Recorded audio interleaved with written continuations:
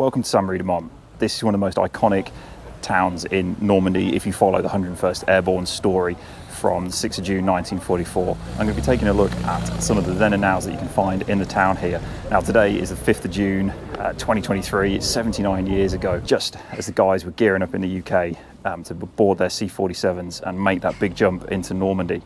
So there's lots of celebrations here, loads and loads of military vehicles, and it's a really great atmosphere. So let's go and take a look at the then and nows that we can find here in the town. It was this town that was one of the objectives for 2nd Battalion of the 506 along the causeway from Utah Beach that they needed to capture from the Germans on D-Day to enable the forces coming off of Utah Beach to then push inland. It's a great place, and we will take a look at these photos. There's some really good ones, and also a couple of other features in the village that you, in the town, that you may or may not be familiar with. So let's go take a look.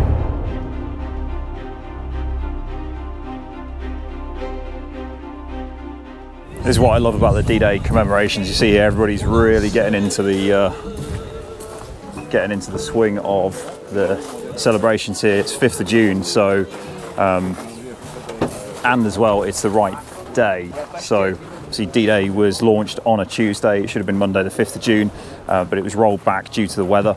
But it was today, 79 years ago, that Ike made that call, that famous call that would go down in history. So really cool to be here on this day. So staying around the square, there's quite a famous water fountain here in Sainte-Marie-du-Mont. Photos of the paratroopers stood around it with the local civilians kind of celebrating the fact that, you know, the village had just been liberated, or the town had just been liberated. This is the photo in question, and from there we can see an M8 Greyhound, probably from the 4th Recon Troop that came ashore at Uncle Red on Utah Beach. Now this one's taken slightly later. We can see there some regular infantry there, again denoted by their leggings, and they don't have the bigger M42 uniforms that the paratroopers wear.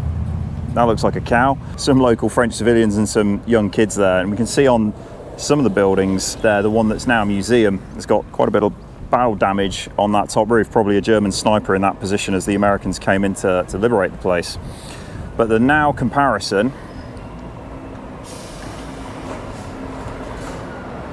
is that even with period wartime Jeep in the shop.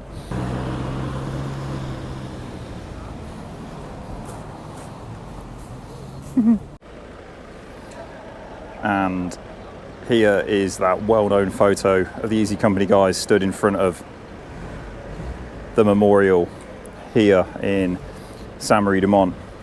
If we look at the image, you can see Forrest Guth here stood on the far left. It looks like an MP, probably from the 4th Infantry Division. Floyd Talbot there with a massive piece of parachute scarf around his neck and his helmet off. And then other guys from Easy Company there, as well as some straight leg infantry guys there out the back. Such an iconic photo. This is the one that if you've ever seen any photos from Sainte-Marie-du-Mont, this is, Sainte-Marie-du-Mont.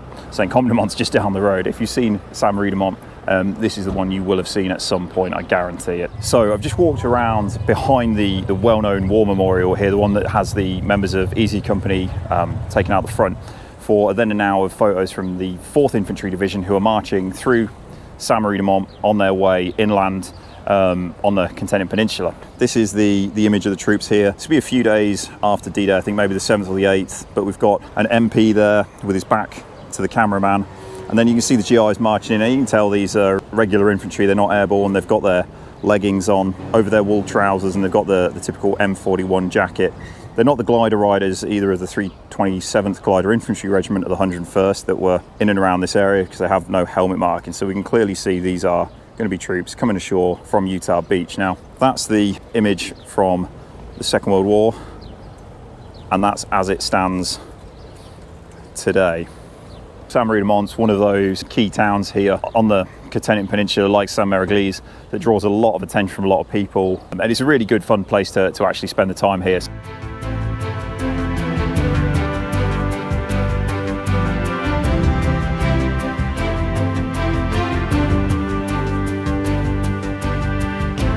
The next image on and around the main square here, these are guys from the 101st walking down from the direction of Utah Beach, causeway number 2, walking into the village, and they're just heading around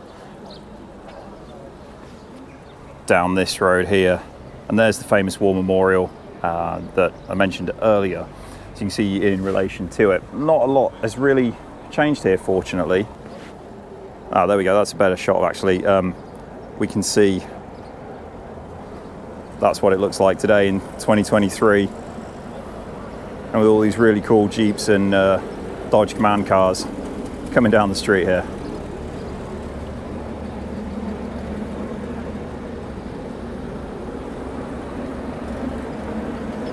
So staying in the square here at Sainte-Marie-du-Mont, we got this great photo showing some different vehicles, an M29 Studebaker Weasel, made by the Studebaker Company. Weasel was the name given to it, and it's a great rubber tracked vehicle that was used for just hauling all sorts of supplies. You know, really versatile, adaptable vehicle that the US forces had at their disposal. That's the image there. You can see the Weasel there. It's got the great big star on the front and the rubber tracks. These guys all look like they are from the 4th ID or from one of the infantry units that landed at Utah Beach. We've got an MP next to the Jeep here, and the Jeep's pretty cool. It's got a 30 cal machine gun mounted with its tripod onto the front of it. You can see the ammo belt draped hanging out the left-hand side of the receiver there, and then more GIs walking down in the direction of Sainte-Marie-du-Mont down towards Carentan. But the then and now for this, there's the we can see the church in the background, and that's what it looks like today. And the vehicle's given a good idea of just how busy it is here on D-Day.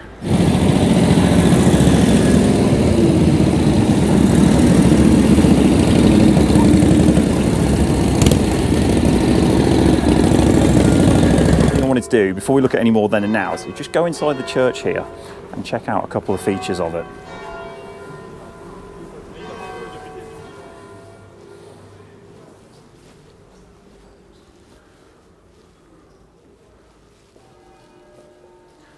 So now I'm inside the church here in Sainte-Marie-du-Mont, and as it's a church, just to be a little bit respectful, but there was one thing I wanted, a couple of features in this church I wanted to show you, and this is from the fighting here in June 1944. So this is the confessional here, but here we can see still very much the scars of war still remain. There's bullet holes all the way across that confessional there on that corner. So we've just come out of the church, back across what is a really busy main road running from Utah Beach down through Sainte-Marie-du-Mont here, and it was this photo that I wanted to take a look at. We can see paratroopers here, tell that by the uniforms they're wearing, as well as a couple of MPs by the look of it. I think that's definitely an MP arm brassard. We can see the guy who sat on the second step of the memorial, and clearly see the 101st SSI there, the shoulder sleeve insignia sewn onto that M42 jump jacket. It's probably taken in or around the same time as the famous Easy Company photo around the front of the memorial. I just thought this was another interesting angle that we don't often see. So that's the then image, and that's as it is today. Again, not a lot's changed. Even the surround of the memorial is still the original shape. If we look at it on the photo there, you can see the angled curbstones, still the same footprint, which is really cool. The only new addition are the flagpoles that are up here to represent France, Great Britain, the United States and Canada. So it's quite something to be able to find somewhere as busy as this, somewhere that's as popular as this, but has retained so much of its original character. It's really nice to see. Right, so we've just come around the side of the church here at Sainte-Marie-du-Mont. It's pretty noisy. There's a load of motorbikes pulling in, and everybody's really getting into the party spirit. But there's one then and now that I wanted to find. I've not found this one before, so it's a really great candid shot here of a paratrooper resting up against the side of the church. A couple of M1 carbines there. If I just line it up, see, that's the same spot as it is today in 2023. So this image is one of a series of some famous ones that were taken here around the water fountain, the water pump in the town. That's the photo there. We can see men of the 101st there, what looks like chatting up some of the local girls, and an older couple there just have to be liberated finally. Some interesting features in this image there. We can see the little window there with the bars running vertically across it.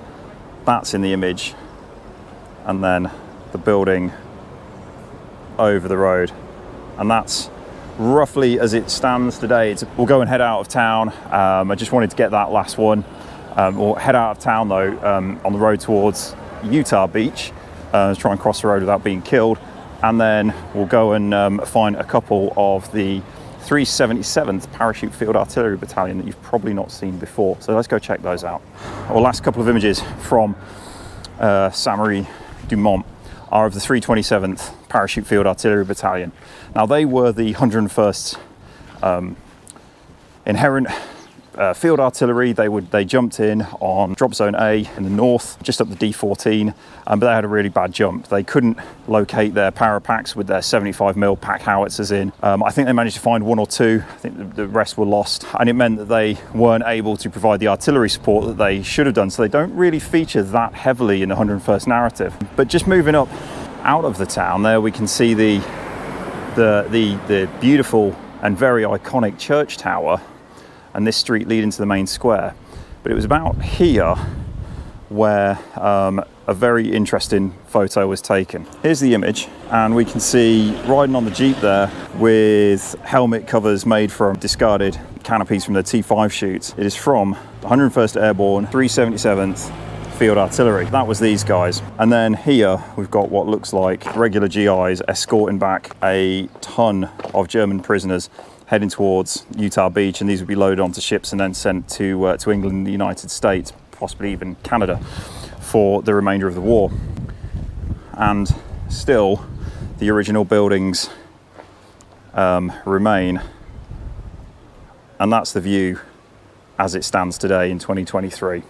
And the final one here was also probably taken by the same cameraman following the same 377th Parachute Field Artillery Jeep, but it's a slightly different angle. That's the image there. We see a lot of rubble there, likely from either artillery fire or possibly from ground attack. But there we can see the guys in the back of the Jeep. You can see the spare wheel, spare tyre, and some other GIs resting along these buildings. And again, the distinctive church spire from Sainte-Marie-du-Mont.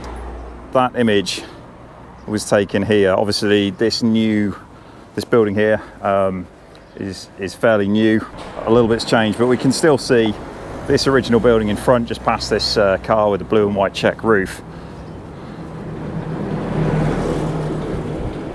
Still fairly identifiable, and still quite a cool then and now photo to find here in Sainte-Marie-du-Mont. So I hope you've all enjoyed this episode of World War II Wayfinder and the then and nows here from the iconic Norman town of Sainte-Marie-du-Mont. If you have, please don't forget to hit that like button. It really helps the channel grow, and subscribe if you haven't already done so. Okay, I'll see you all in the next one.